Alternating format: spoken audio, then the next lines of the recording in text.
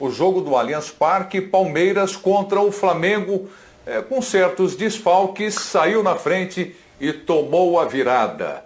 O que o Abel, técnico do Palmeiras, sentiu, entendeu e falou sobre esse jogo para a gente discutir aqui no Linha de Passe. Vamos lá, recuperando aí um pouco do que disse o Abel Ferreira.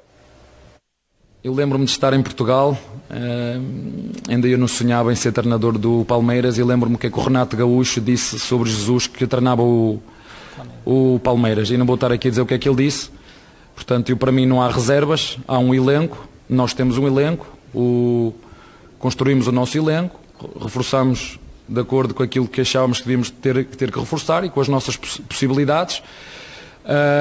E o nosso adversário também. Portanto, eu não olho muito para essa parte se tem reservas ou jogam mais ou jogam menos. É um elenco contra o outro. Uma equipa não se resume com 11, resume-se com 24. Já vos digo qual é a minha opinião. Acho que devemos ter 2 jogadores do mesmo nível para a mesma posição. Essa é a minha opinião. Falei-vos no Michael e Bruno Henrique, não é? Entra um, sai outro.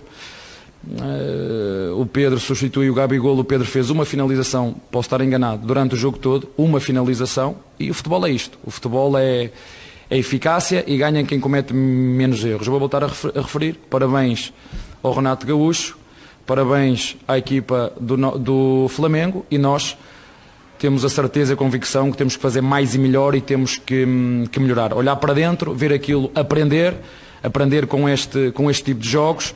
Os mais novos aprenderem que é preciso ter casca e aprender com este tipo de jogos. Eu tenho o primeiro golo do nosso adversário na minha cabeça, e a este nível não podemos cometer estes erros. Está aí um bom ponto de melhoria e onde temos que olhar e melhorar. Perfeitamente. Então, Celso Zelt, tá certo aí o Abel, parabéns ao Renato Gaúcho, parabéns ao time do Flamengo. E o Palmeiras em casa, com a sua força máxima total, não conseguiu pontos contra o rubro-negro. Sua avaliação desse jogo, Zelt? O problema é que mais uma vez isso aconteceu, né, Preto? São os 2 grandes times do país. O Atlético chegou reforçado para esse campeonato, mas é o duelo que a gente gosta de ver, que a gente coloca até em termos de comparações de elenco, já que o Abel falou de elenco. É uma coisa que já vem de longe. E em 9 jogos o Palmeiras não consegue ganhar nenhum do Flamengo. Mais do que isso, eu acho que o Abel subestima as qualidades do Flamengo e superestima as qualidades do seu time. Como jogo de futebol, eu trocaria os 20 minutos, os 20 primeiros minutos desse jogo, até o 1-1, não chegaria nem até o 3-1, não. Eu trocaria aqueles primeiros 20 minutos por todos os outros minutos de futebol brasileiro que eu vi hoje. Trocaria. Agora, eu acho que o Abel subestima principalmente as qualidades do adversário. É um adversário letal, é um adversário que sabe impor a sua qualidade aos rivais. É claro que como o jogo é de futebol, nem sempre isso vai acontecer. Alguém há de lembrar o jogo contra o Internacional, é verdade. Mas para cada hecatombe como aquela, o Flamengo do Renato devolve com ofensividade, com a maneira como o Flamengo explora a qualidade dos seus jogadores do meio para frente, inclusive num dia em que estava muito desfalcado como hoje, inclusive num dia em que perde o Arrascaeta com 20 minutos de jogo como hoje, em que o Pedro ressuscita, isso o Abel fez questão de frisar, mas eu acho que o Abel está subestimando a diferença do que foi esse jogo. Ela não foi tão pequena como ele coloca, não. O Flamengo teve muitas coisas que o Palmeiras não teve. Essa letalidade, essa qualidade de futebol, essa imposição da sua qualidade de futebol, que é coisa que se cobra do Palmeiras há muito tempo. Desde antes do Abel, já com o Vanderlei, apesar dos títulos, a verdade é que o Palmeiras nunca conseguiu uma imposição com o peso dos jogadores que tem, uma imposição futebolística, e aí estou falando mais da qualidade e descolando até do resultado, nunca conseguiu essa imposição que o Flamengo consegue. E que conseguiu hoje, mesmo com grandes desfalques, mesmo com problemas durante a partida. Foi uma resposta muito melhor a resposta que o Renato deu do que a resposta que deu o Abel e seus jogadores, porque hoje muita gente que vinha atuando muito bem pelo Palmeiras fez água. É o caso do Zé Rafael, é o caso do zagueiro Luan. São casos aí de bolas já cantadas e a gente, enfim, hoje isso fez uma diferença danada, né? Não foi só o Michael que jogou bem. A defesa do Palmeiras também propiciou uns espaços para ele ali que precisam ser avaliados. E eu acho que é esse tipo de erro que o Abel se referia nessa parte mais lúcida da coletiva dele. Eu pedi até para o Fabrício, nosso editor-chefe, separar o primeiro gol do Palmeiras e o primeiro gol do Flamengo assim que os gols aconteceram, porque eles são frutos de erros defensivos e eu tinha certeza que ia estourar na conta de quem, na verdade, tem que resolver no lance só e não funciona assim. Então, assim, eu gostaria de esperar que, olha, é o primeiro lançamento do Everton. Olha o Dudu, ele recebe a bola livre, não pode receber a bola livre desse jeito. O Andréas Pereira já tem que colar. Ele pode encostar ali para não deixar o mano a mano do Wesley. Olha a demora para chegar. Aí é a qualidade do jogador. E eu acho até que ele atrapalha o Isla ali, sabia, Birner? Eu acho até que ele atrapalha o Isla. O Isla acha que vai chegar uma pressão ali, que alguém vai dobrar e o Andrés não faz nenhum nem outro. Ele não serve. De qualquer jeito, ele tinha que chegar antes, e aí vou dar o mérito pro Wesley, obviamente. Mas desde a saída do Everton, que acha o Dudu livre, que se desloca para a direita, e o jogador que está em campo, olhando para não perder a bola no contato, ele não pode estar. Ele não é um observador. Ele já precisa estar grudado no jogador assim que o goleiro do adversário pega a bola, né? E o Renato certamente vai cobrar isso no vestiário do Palmeiras. Então, fica muito claro ali que quando o Abel diz quem erra menos, vence o jogo. E agora a gente pode ir já pro gol do... Depois desse lance a gente vai pro gol do Flamengo, de empate, logo na seguida, né? Depois do professor Calçade falar um pouquinho desse lance também. A gente nota que o Piquerez se perde no lance. Quando o Flamengo começa a se envolver, ele não acompanha o jogador da direita, porque ele acompanha o jogador que está no meio, que era do volante do Palmeiras, né? E aí, vamos só esperar esse lance para ficar mais claro. Olha o Dudu recebendo a bola livre, de novo, só para deixar claro. Já tem que ter alguém colado. A gente fala tanto do perde e pressiona de bola do Flamengo, o goleiro não pode fazer um lançamento pro Dudu, jogador mais técnico do adversário, né? O cara que desequilibra na individualidade, achar um outro jogador no mano a mano. Tudo com muita distância, tudo sem cobertura. Olha o Andréas Pereira como tinha que ter voltado antes. Demorou, olha o pique, ó.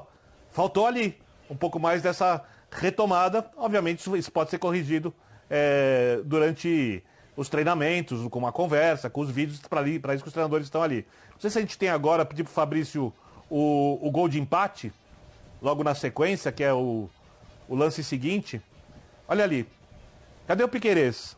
A gente vai ver depois por um outro ângulo, né? Tudo bem que o Marcos Rocha podia ter evitado ali do lado direito, mas cadê ele? Tá perdido. E se você olhar depois do gol, imediatamente o Gustavo Gomes, ele olha para a esquerda. Ele na hora identifica qual é o problema. Acho que por esse ângulo a gente vai conseguir ver. Gustavo Gomes, acontece o gol. A gente não tem, ele vai olhar para a esquerda, por quê?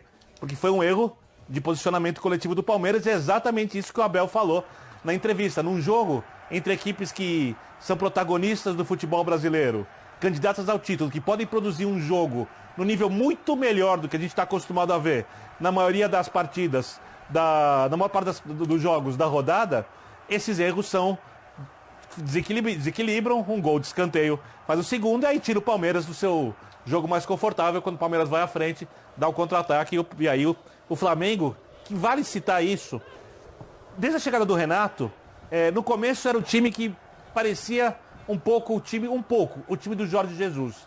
E o time foi parando de fazer esse perde-pressiona naquela intensidade toda. Porém, ele ganhou uma coisa que a gente viu contra o Grêmio, a gente viu contra o Santos, e a gente vê no jogo de hoje.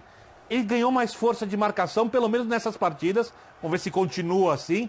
E ele é mortal no contra-ataque. Hoje, por exemplo, o Bruno Henrique, que para mim é titular absoluto do Flamengo, dá até para dizer que ele não fez falta. Tudo bem que o Bruno Henrique poderia fazer algumas coisas que o Michael não fez, mas o nível de jogo do Michael e como ele foi acionado do jeito que ele mais gosta de atuar, que é exatamente como no segundo gol, é assim que ele desequilibrou no Goiás, e é assim que ele conseguiu espaço para ser contratado, disputado pelos clubes brasileiros e contratado pelo Flamengo.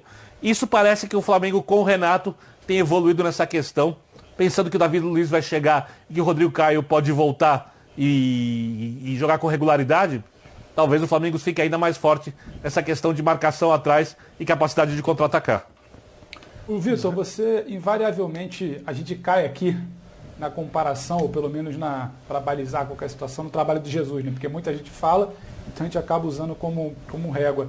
Quando tem a pergunta aqui embaixo, qual o segredo de Renato Gaúcho, por enquanto, que é bom frisar, eu não acho que passa por enquanto perto do que fazia o Jorge Jesus, é justamente a mudança em relação ao que o português fazia. Era um Flamengo que conseguia se impor com a bola, dependia da bola e era avassalador com a bola. E esse Flamengo do Renato, como você bem frisou, até de sustentar bem uma marcação e sair em contragolpe muito fatal, ele começa também a decidir sem a bola. E é uma característica diferente. Mais uma vez pelos pés do Michael, que a gente questionou, criticou, o ponderou, fez muitas ressalvas no início do trabalho, porque era um Flamengo que tinha muita bola, e o Michael tinha a bola, mas não tinha espaço para atacar em velocidade como ele gosta. Hoje ele tem espaço para atacar em velocidade, quando a bola chega nele, ele é muito letal. Acho que talvez resuma o que é esse Flamengo hoje. É um Flamengo que aprendeu a construir seus resultados de outra forma. E acho que isso é muito interessante. Talvez isso, nesse momento, seja um mínimo segredo do Renato Gaúcho. Também uma bola levantada, a cabeçada do Pedro. O Abel fala, mas foi só uma finalização do Pedro. É uma finalização fundamental, que muda a história do jogo. É o Pedro. Uma finalização que o Flamengo não tinha e recentemente teve, como foi com o Rodrigo Caio, como foi com uma bola levantada que o Bruno Viana aproveitou, se eu não me engano, contra o Grêmio, como foi com o Bruno Henrique, não é demérito, recentemente também acho contra o São Paulo. Então, não é simplesmente uma. E se a gente parar para ver o lance do primeiro gol do Flamengo, que o Birner pediu até o replay, o Pedro sai da área, o Pedro se movimenta, o Pedro deixa um buraco, confunde a zaga, acha o Everton Ribeiro na direita. Então, é o que o Celso falou. Acho que subestima muito a qualidade do adversário quando tenta reduzir a números. Ele só fez uma coisa, ele só fez outra coisa. É porque a gente poderia ter feito e não fez. Então, assim, acho que talvez seja a diferença desse novo Flamengo do Renato. Ele começa a entender que ele pode e deve construir vitórias de uma outra maneira. Muito interessante, porque nem sempre ele vai ter a bola. Inclusive, às vezes, ele dá a bola ao adversário, porque ele entende que ele coloca um Thiago Maia para pressionar, ele saca o Pedro e aposta muito mais numa velocidade para abrir o campo, e ele dá a bola ao adversário, sabendo que o Palmeiras não fica, mais uma vez, confortável com a bola, então ele joga em disparada. Sai o primeiro, sai o gol do 2-1, sai o terceiro e o Flamengo resolve. É interessante essa mudança, a meu ver. Como esse Flamengo hoje se adapta muito bem a certos cenários. Ele perde uma Arrascaeta, mas não vira um grande problema. Ele conseguia fazer o papel dele com a Arrascaeta, ainda que sem o Bruno e sem o Gabigol, mas ele consegue também se adaptar e fazer o seu jogo entendendo como o Palmeiras não fica confortável em campo sem o Arrascaeta, a partir da velocidade que o Birner citou. Então acho que isso talvez seja o que há de mais interessante nesse início, é bom que se diga, do Renato até aqui, porque não é algo consolidado que a gente pode cravar como sendo definitivo, mas é um início interessante. É o Flamengo que começa a ter mais recursos não, mas uma variável maior, uma gama de possibilidades para construir resultado, nem sempre talvez pela posse de bola. Primeiro que isso é mérito, não é demérito, né? Se o Pedro fez só alguma coisa, ele fez aquela coisa que todos os atacantes do Abel... O Abel hoje usou todos os atacantes que poderia. E nenhum deles fez isso. Então eu vejo isso como mérito, não como demérito. E segundo, o mérito do Renato Gaúcho é tirar o melhor de cada jogador. É potencializar o que eles podem oferecer. Isso que o Michael fez, mesmo os críticos do Michael sabem que isso ele sabe fazer. Hoje ele teve um dia de Goiás. A questão é que nem sempre o Flamengo joga como Goiás. Nem sempre a necessidade é essa. Mas se hoje essa necessidade se apresentou, o Michael foi lá e disse presente. Como muitos jogadores do Flamengo vêm dizendo presente ultimamente. Jogadores que eram, antes do Renato Gaúcho, pouco considerados. O Vitinho é outro desses jogadores.